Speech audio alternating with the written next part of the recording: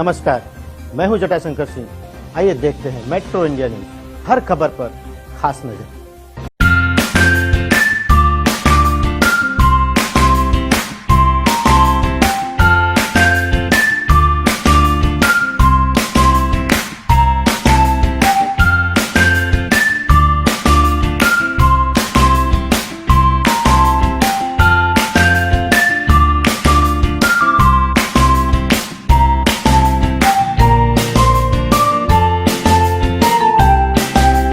हम खड़े हैं मधुबनी जिला के बेनीपट्टी उचैठ में। यहाँ पे कालिदास जी का शक्तिपीठ है और काफ़ी मान्यता है कि यहाँ पे भारी संख्या में लोग आते हैं, उनकी मन्नतें पूरी होती है। हमारे साथ यहाँ के पुजारी जी हैं, हम जानते हैं उनसे कि क्या महत्व है कालिदास जी का और यहाँ के शक्तिपीठ का, इस मंदिर का, क्योंकि भारी संख्या में भक्तगण यहाँ पे आते हैं और उनकी आस्थाएं, मनोकामनाएं पूरी होती है। कितना पुराना मंदिर है हम उसके बारे में जानेंगे। पंडित जी, ये मंदिर कितना पुराना है? हजारों वर्ष पुरानी है ये मंदिर।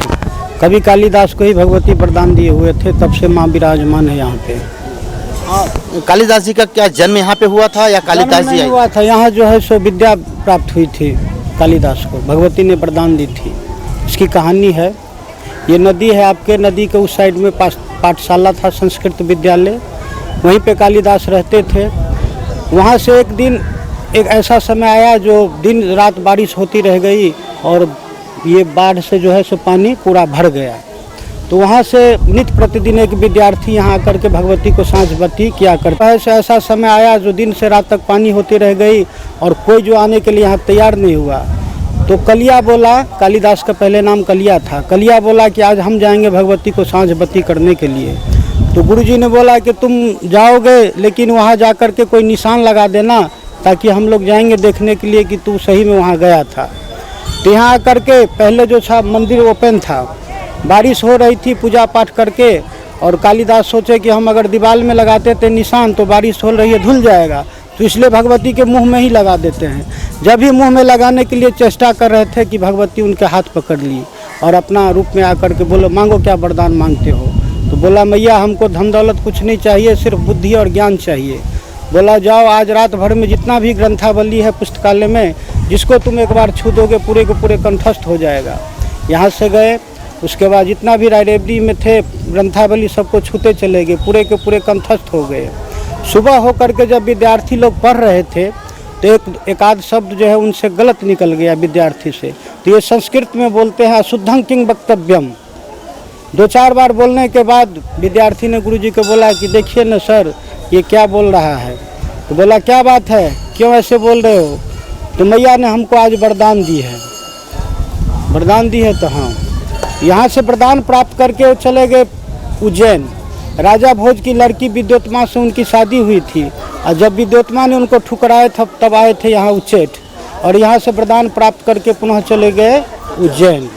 कालिदास के जन्म के बारे में काफ़ी विवाद है, काफ़ी भ्रांतियां हैं। क्या मानते हैं कि कालिदास का जन्म कहाँ हुआ होगा? आप भी काफ़ी दिनों से कालिदास का जन्म का जो है सभी तो कोई वो नहीं है कि कहाँ पे हुए थे। कुछ लोग कहते हैं कि मिथिला में हुए थे, कुछ कहते हैं कि आपके उत्तराखंड के जो है, जी, लेकिन उनका जन्म का अभी तक हम लोग को पता नहीं चला कि वो कहाँ उनके जन्म हुए थे। यहाँ पे कितने भक्त आते हैं और क्या मन्नतें मांगते हैं, उसके पीछे क्या आस्था है जरा?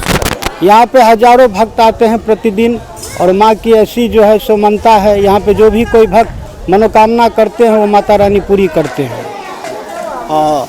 यहाँ पे मंदिर जो है ये कितने बाद मरम्मत हुआ, उसके पीछे सरकार का क्या सहयोग रहा, आम जनता का क्या सहयोग रहा, उसके बारे में? सरकार का यहाँ सहयोग यही है कि कुछ काम जो है सरकार ने की है, बाकी लोग पब्लिक और जो है मंदिर इतना पुराना है, आम लोगों की इतनी आस्था जुड़ी हुई है, कभी कालिदास इतने महान कवि थे, तो मंदिर और भव्य दिव्य होना चाहिए था, अभी तक बन नहीं पाया। अभी तक तो ऐसे ही है। कुछ को यहाँ तो पहले जंगल था ना, यहाँ बासिंदा नहीं था आदमी का। यहाँ जब से शुरू हुआ है तब से कुछ काम जो है सो होता ही आ रहा है, और भविष्य में जो इससे भी आगे जो है सो भव्य मंदिर का आयोजन होगा।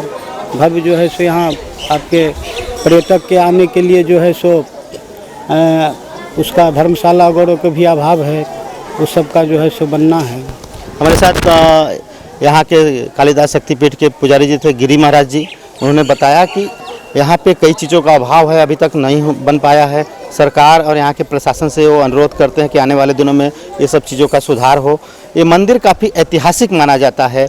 जो कवि कालिदास हैं, यहाँ से उन्होंने ज्ञान प्राप्त किया था। माँ भगवती ने उन्हें आशीर्वाद दिया, जिसके बाद उन्हें ज्ञान की प्राप्ति हुई और उन्होंने एक से एक ग्रंथ और इतिहास की रचना की, कई नाटकों का रचना किया, जिसके बाद कई कवि आए, उन्हें आगे मध्यांतर कालांतर में उन्हें फॉलो किए और कई रचनाओं का उन्होंने देश को प्रदान किया ग्रंथ के रूप में। और यहाँ से ज्ञान प्राप्त करने के बाद कालिदास जी उज्जैन गए, जहाँ पे वो महारानी विद्वत्मा से फिर वो मुलाकात उनकी, ऐसी बताया जाता है। ये मंदिर काफ़ी ऐतिहासिक है, ऐसा कहा जाता है। आने वाले दिनों में इसकी और भी रूपरेखा बदले, इसकी और भी ख्याति प्राप्त हो, लोग इसके बारे में जानकारी लें, ऐसी हम भी मनोकामनाएं करते हैं। Jatashankar Singh, metro India news, Uchaith, Madhubani, Bihar.